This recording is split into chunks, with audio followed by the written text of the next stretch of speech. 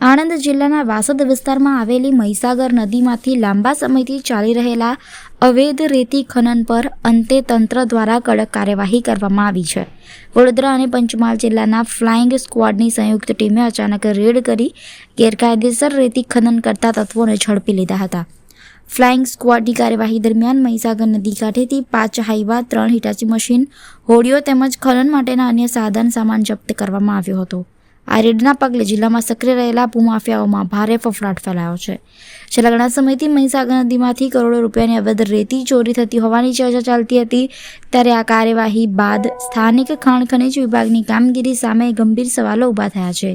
સ્થાનિક તંત્રના નાક નીચે મોટા પ્રમાણમાં ચાલતા અવૈધ ખનન પર કોના આશીર્વાદ હતા તે અંગે લોકોમાં ચર્ચા જોર પકડી રહી છે.